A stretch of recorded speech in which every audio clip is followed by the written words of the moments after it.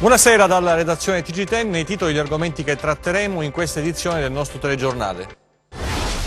137 i comuni al voto in Calabria il prossimo 26 maggio, 5 con più di 15.000 abitanti. Vibo è l'unico capoluogo di provincia, la prima di Rossano Corigliano, città unica alle urne, dopo anni presentate 2 liste a San Luca. Era scomparso da giorni, il giovane trovato morto sui binari nel Cosentino, è stata la polizia ferroviaria a recuperare il corpo del ragazzo nella stazione di Scalea. Ha prima abusato della sua vittima, poi l'ha perseguitata per mesi. È accaduto a Cassano allo Ionio. Un 43enne è stato arrestato dai carabinieri. Sconfitta per il Cosenza Benevento, addio sogni playoff. La squadra silana ha giocato un primo tempo di grande livello, ma nei secondi 45 minuti ha ceduto il passo ai Sanniti. A Venezia stravince il Crotone, che rimedia allo svantaggio iniziale e dilaga inguaiando la squadra di Serse Cosmi, salvezza più vicina per Stroppa. Sold out al planetario di Cosenza per l'avvio delle iniziative culturali, le stelle tra poesia e scienza nella Lectio Magistralis di una ricercatrice e un artista. Ancora buonasera, dunque le elezioni in primo piano in questa edizione del nostro telegiornale. Partiamo da Vibo Valentia, si voterà il 26 maggio prossimo, saranno 137 i comuni al voto e Vibo è l'unico capoluogo di provincia interessato, calabrese. 16 liste per 4 candidati a sindaco. Allo scocchiare di mezzogiorno questo è il quadro elettorale che si presenta al via per la conquista della poltrona di sindaco di Vibo Valentia. In lizza Francesco Belsito con la lista Fare Contosi. Avete accettato la sfida di presentarvi da soli? Sì, è una sfida importante.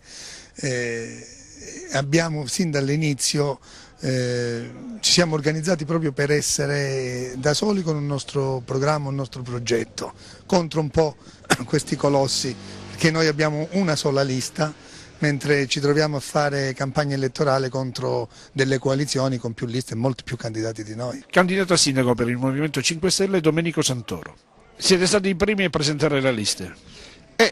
Sono orgoglioso di averla presentata dopo la certificazione, questa cosa è difficile ma abbastanza forte, siamo i primi, riusciremo ad arrivare al ballottaggio e riusciremo ad entrare al comune.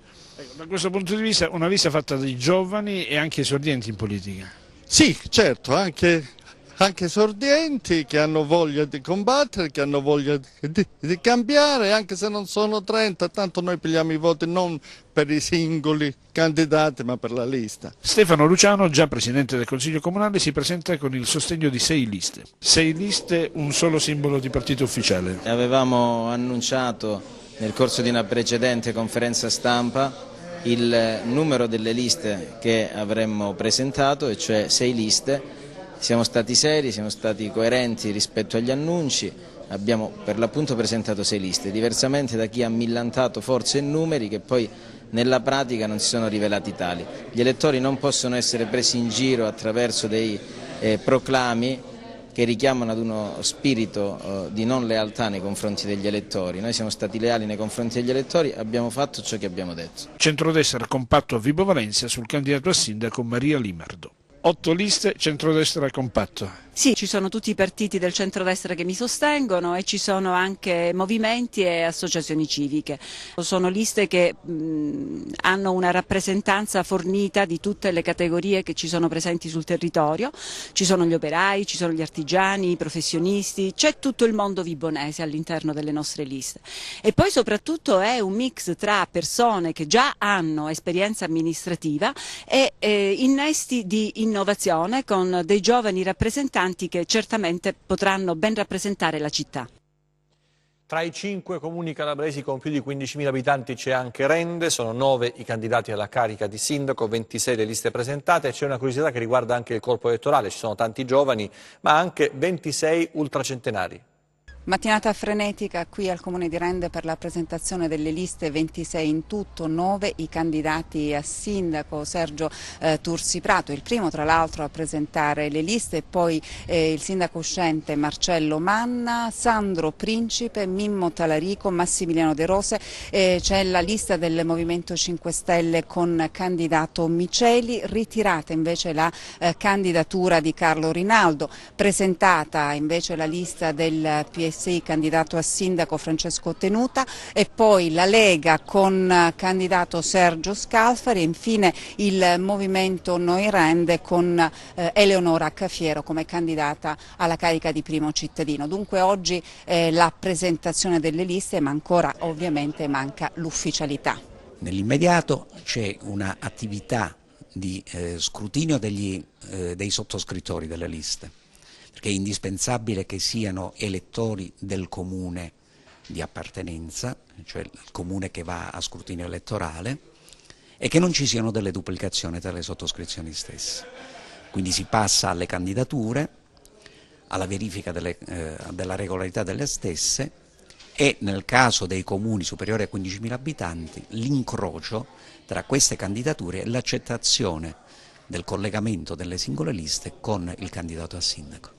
Qualche curiosità sul corpo elettorale di Rende: è composto da 31.610 elettori, di cui 2.494 residenti all'estero. Ci sono 127 elettori sulle liste aggiunte, cioè si tratta di cittadini comunitari residenti sul territorio rendese. Il corpo elettorale si suddivide in 15.327 uomini e 16.283 donne.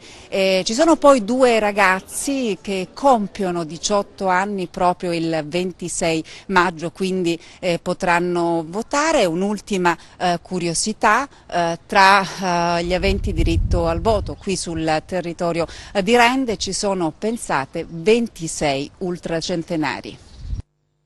Grande attesa anche a Corigliano Rossano, possiamo definirlo un voto storico perché è il primo dopo la fusione dei due centri. Si apprestano ad andare al voto i cittadini di Corigliano Rossano, tra i 137 comuni della Calabria chiamati alle urne il prossimo 26 maggio e tra i 20 in Italia in seguito alla fusione amministrativa. Oggi, infatti, sono scaduti i termini per la presentazione delle candidature presso i competenti uffici comunali. 4 i candidati alla carica di sindaco della terza città della regione. Giuseppe Graziano, a capo di una coalizione di centrodestra allargata ai movimenti civici, supportato da 13 liste. Luigi Promenzio, alla guida di una coalizione civica che di liste ne annovera 9. Flavio Stasi, anche egli espressione della società civile, con 5 liste al seguito. Claudio Fiorentino, con una lista, candidato per il Movimento 5 Stelle. Sono dunque ben 28 le liste ai cittadini che aspirano a sedere nel civico consesso, il primo della neonata città unica di Corigliano Rossano. Terminate le doverose operazioni da parte dei preposti uffici, si darà ufficialmente il via all'attesa e importante campagna elettorale. E dopo 11 anni si torna al voto a San Luca, 2 le liste civiche che si sfideranno, altro voto importante a Gioia Tauro.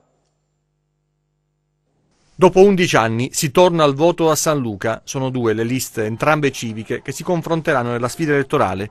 Klaus Davi, sindaco di San Luca, con candidato a sindaco il mass mediologo che da qualche anno ha abbracciato la causa democratica del piccolo comune Preaspromontano, e San Luca e sanluchesi, con candidato a sindaco Bruno Bartolo, infermiere in pensione. La lista di Davi è composta da 10 candidati, quella di Bartolo da 12. Si vota anche a Gioia Tauro, il centro più importante della Piana, 5 candidati a sindaco. Aldo Alessio, già sindaco della città tra la metà degli anni 90 e l'inizio degli anni 2000, sostenuto da 2 liste, da Città Futura e da Avanti Tutta. L'operatore turistico Lino Cangemi, anch'egli è appoggiato dalle liste Innova Gioia e Siamo Gioia. Raffaele D'Agostino, già vice sindaco e consigliere comunale e provinciale, sostenuto da Unione di Centro e Gioia Tauro Cilega, D'Agostino sindaco. Nicola Zagarella, anch'egli varie volte candidato a sindaco, assessore e consigliere comunale che guiderà la lista Movimento Città Vivibile, e Diego Fusaro con la lista Risorgimento Meridionale per l'Italia. Chiudiamo questa pagina con una sintesi nel servizio di Anna Franchino. Ebbene, ci siamo. In attesa dell'ok della commissione elettorale chiamata ad esaminare le liste presentate, parte la campagna elettorale nei 137 comuni chiamati al voto. Saranno giorni intensi e caldissimi per i 525.432 cittadini che dovranno scegliere a chi consegnare le chiavi delle rispettive città. Da oggi le strade, i quartieri, le piazze ed ogni singolo condominio saranno presi di mira dalle truppe di candidati che ambiscono a conquistare un seggio in consiglio. Questa competizione viaggerà lungo i sentieri del mondo digitale, pochi comizi, tante riunioni, molta TV, tantissimo social, compariranno faccioni sorridenti e post accattivanti, messaggi diretti, ognuno avrà il suo spazio, la sua piazza virtuale nella quale far gravitare idee, progetti e ambizioni, con la speranza di intercettare like e commenti. Per un mese, giorno più, giorno meno, nei comuni in cui si vota non si parlerà d'altro, nasceranno nuovi rapporti amicali ed altri si interromperanno. Il Mi Voti risuonerà in ogni angolo delle città. Del resto, le cosiddette elezioni di prossimità rappresentano il momento in cui l'intera comunità osserva e valuta ciò che si muove dentro e attorno ad essa. È un'occasione per rinsaldare i vincoli d'appartenenza, indipendentemente dalle bandiere e dagli schieramenti. Le amministrative, in fondo, rispondono anche all'esigenza di dialogo e confronto che non sempre è possibile intercettare nelle nostre città. Ben venga quindi la campagna elettorale e buon lavoro a tutti i candidati. La pagina di cronaca: era scomparso da giorni il giovane trovato morto sui binari nel Cosentino. È stata la polizia ferroviaria a recuperare il corpo del ragazzo nella stazione di Scalea. Non si avevano più notizie di lui da circa 3 giorni, poi nella serata di ieri il tragico epilogo. Il corpo senza vita di Mattia Dingianni, giovane di Scalea, è stato trovato al lato di un binario qualche chilometro a sud di Scalea. Il ragazzo, vestito con una tuta nera, probabilmente è stato investito da un treno qualche giorno fa, senza però che nessuno si accorgesse di lui. Un impatto mortale. Il cadavere è rimasto sui binari fino a quando, ieri pomeriggio, non è arrivata la segnalazione a rete ferroviaria italiana, inviata forse da un macchinista che avrebbe intravisto il corpo esanime a margine della linea ferrata. Sul posto immediatamente intervenuta la polizia ferroviaria di Sapri, competente per territorio, che ha avviato le indagini insieme ai carabinieri della stazione di Scalea. In un primo momento il cadavere era stato attribuito ad un cittadino straniero, visto che la vittima non aveva con sé i documenti. In serata, invece, con la comparazione dei dati e con l'incrocio delle informazioni, si è giunti all'amara realtà, e cioè che la tragedia riguardava proprio la comunità di Scalea. Dopo aver recuperato il corpo del giovane, è stato trasportato nella sala mortuaria in attesa di ulteriori disposizioni. I genitori di Mattia avevano diffuso anche annunci sui social perché non avevano più sue notizie da giorni. Ancora da chiarire cosa è realmente accaduto. Mattia era un ragazzo sereno e tranquillo che amava gli animali e sui social gli scatti sono sempre in compagnia degli amici a 4 zampe. Aveva anche la passione per il frisbee, una tragedia che ha gettato nello sconforto l'intera comunità. Saranno le indagini ad accertare eventuali responsabilità. Ha prima abusato della sua vittima, poi l'ha perseguitata per mesi. È accaduto a Cassano allo Ionio. Un 43enne è stato arrestato dai carabinieri. Un dramma quello vissuto da una donna a Cassano allo Ionio nel Cosentino. Prima è stata violentata, poi perseguitata per mesi. Sono stati i carabinieri a ricostruire quanto accaduto. Lui, 43 anni, ha dapprima costretto la vittima a seguirlo in un'abitazione isolata. Ha abusato di lei, poi per mesi l'ha tormentata con messaggi e telefonate. L'uomo è stato arrestato dai carabinieri con l'accusa di violenza sessuale e atti persecutori. Le manette sono scattate in seguito a un provvedimento emesso dal giudice per le indagini preliminari di Castrovillari su richiesta della procura. Il 43enne, secondo quanto emerso dalle indagini, non si limitava a minacciare la donna verbalmente. L'ha intimidita facendole appiccare il fuoco al portone di casa di un'amica della donna, per poi sparare 4 colpi di pistola nei pressi dell'abitazione della stessa vittima delle sue attenzioni malate. I carabinieri nella casa del 43enne hanno ritrovato, a seguito di una perquisizione, delle armi e delle munizioni legittimamente detenute. Per la donna, destinataria di tanta violenza, è finito un incubo. Resteranno ferite non visibili, più difficili da guarire. Al 43enne sono stati concessi i domiciliari. La sanità adesso con le difficoltà che si incontrano nel reperire i medici, molti i camici bianchi che inoltre lasciano la Calabria. Reperire medici in Italia sta diventando sempre più difficile, lo è ancora di più in Calabria. A cosa è dovuto questo fenomeno? Di certo ha contribuito la scelta, operata anni addietro, di introdurre la barriera d'ingresso nelle facoltà di medicina. Magari si poteva fare di più e meglio, visto che a distanza di tempo la rigidità si è tradotta in carenza. Ma c'è anche un altro elemento che non può essere trascurato, che viene menzionato oggi dalla Commissione europea, che si occupa dei sistemi sanitari nei paesi dell'Unione. Ebbene, dai dati diffusi risulta che l'Italia è un paese in cui risulta essere altissima la percentuale dei medici che emigrano, ben il 52% a fronte della Germania, che fa registrare un tasso del 19%. I nostri camici bianchi sono attratti dalle favorevoli condizioni contrattuali offerte dai paesi emergenti. Un esempio su tutti, gli Emirati Arabi offrono ai medici che accettano di trasferirsi dai 14 ai 20.000 euro al mese, più l'interprete, la casa e l'autista. Ora, se questa è l'offerta, quanti professionisti resisteranno? Quanti decideranno di lavorare in condizioni di difficoltà alle prese con problemi strutturali, specie nelle aree del sud del paese? Oppure, come il caso della Calabria, imbrigliati fra 1000 ristrettezze economiche e incomprensibili blocchi delle assunzioni? Ci saranno sempre meno medici che accetteranno la condizione di precario, status assai gettonato, purtroppo, nella nostra regione. Se il quadro della situazione è questo, sarà sempre emergenza camici bianchi. Adesso apriamo la pagina sportiva con il calcio, facciamo un passo indietro, torniamo alla serata di ieri vissuta al Vigorito con il Cosenza che ha spaventato il Benevento, un ottimo approccio, poi 2 gol subiti in modo rocambolesco e poi la rimonta. Nel secondo tempo ha avuto la meglio il Benevento grazie anche a un gol siglato in fuorigioco. Anna Franchino. Spengono al Vigorito i sogni playoff del Cosenza, che dura solo un tempo con il Benevento, e poi nella ripresa le streghe dilagano e consolidano il 4° posto in classifica, rafforzando le ambizioni per il salto di categoria.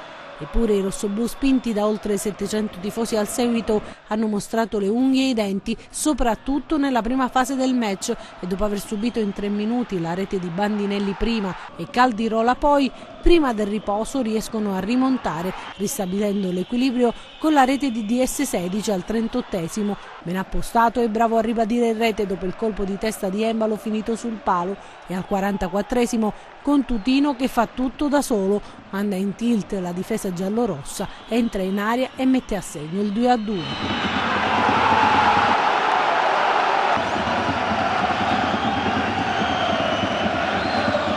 Secondo tempo è tutto dei padri di casa. Perina viene chiamato sin da subito agli straordinari, ma non può nulla all'8° sulla deviazione fortunosa di Armenteros, complice un'ingenuità difensiva di Irstov.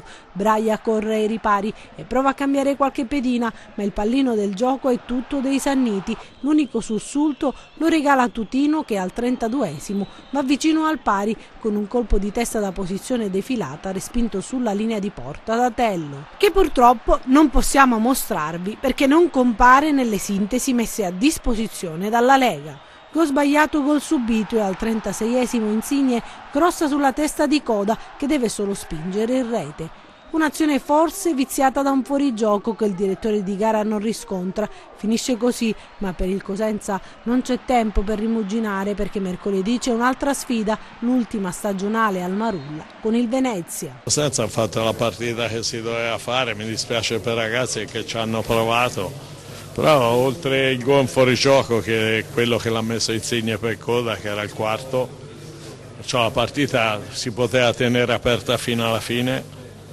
Mi è dispiaciuto veramente per i ragazzi, perché poi oggi hanno fatto tutti gli errori che in un anno non hanno fatto, e questo mi è dispiaciuto, però ci sta, i ragazzi hanno fatto la partita, primo tempo per 21 minuti gli si è nascosto la palla, perciò poi dopo il gol ci sono anche loro, sono forti, si sa, però bisogna essere contenti di quello che abbiamo e di quello che abbiamo fatto.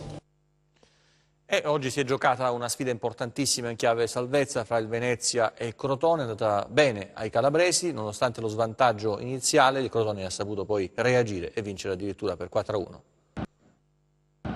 Dallo spavento iniziale alla goleada, il Crotone sbanca il Penzo nello scontro diretto con il Venezia, conquistando 3 punti fondamentali nella Costa Salvezza. Meglio di così non poteva andare per la squadra di Stroppa, che affossa una concorrente e fa il pieno di fiducia in vista delle ultime 3 gare della stagione.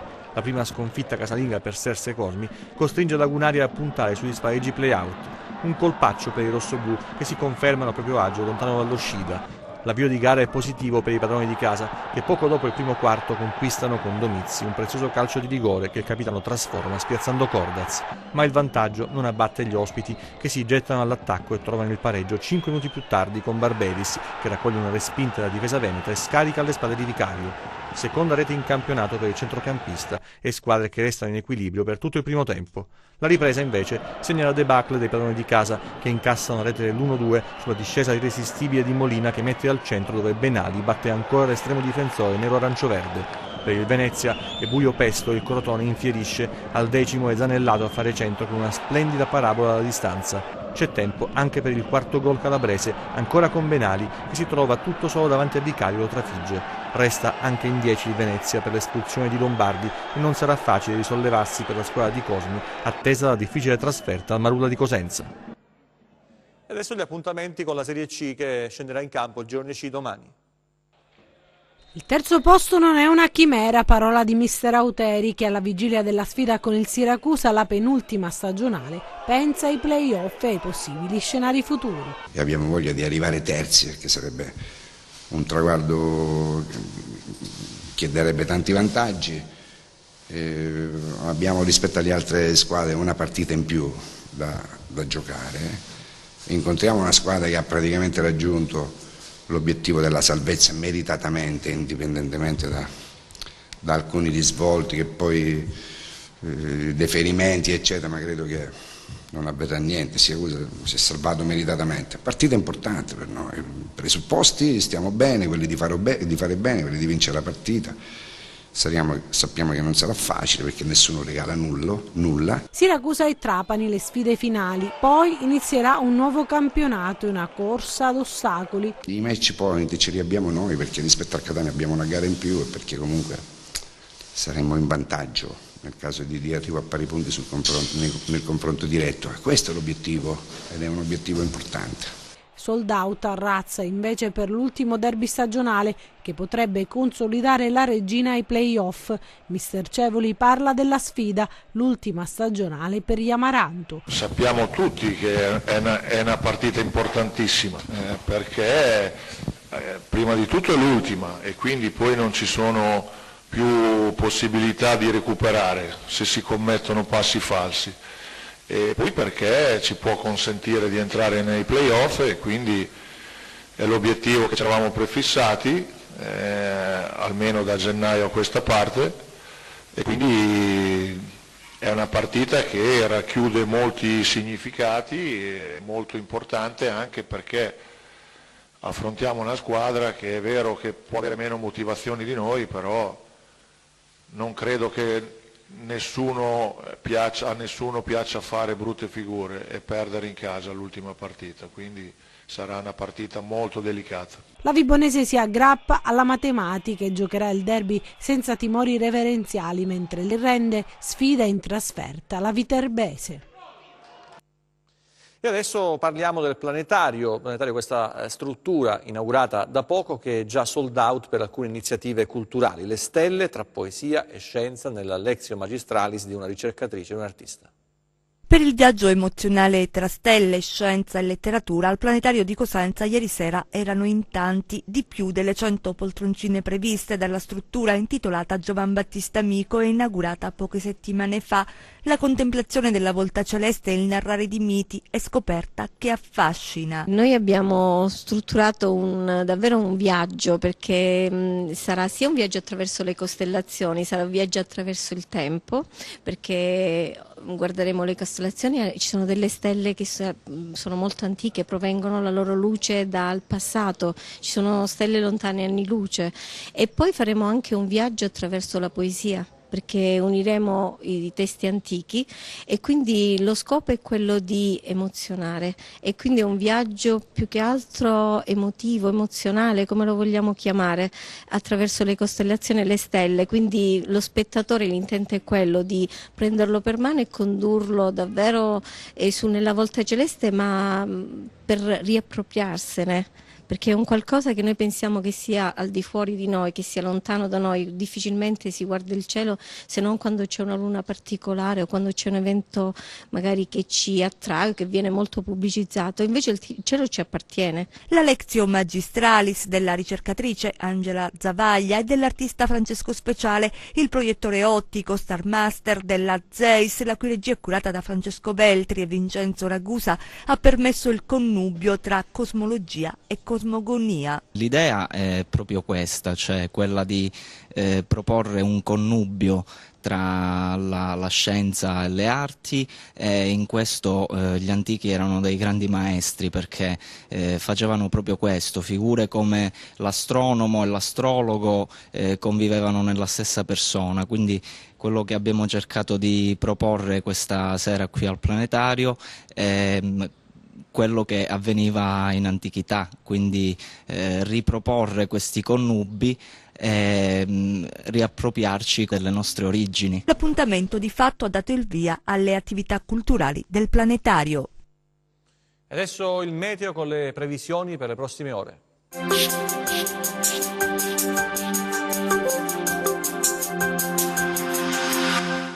Ben ritrovati da Meteo in Calabria. A partire da sabato si verificherà un cambio di scenario meteorologico, non più correnti meridionali con temperature alte e cielo opaco a causa dell'alta concentrazione di pulviscolo atmosferico, bensì correnti da nord-ovest convogliate da una bassa pressione centrata col suo minimo sulla Gran Bretagna, che porterà un generale calo delle temperature e un debole peggioramento del tempo sui versanti tirrenici. Ma passiamo alle previsioni in dettaglio. Domani ancora addensamenti sparsi sui litorali tirrenici del Cosentino, sull'Ametino e sul Vibonese, con isolati piovaschi.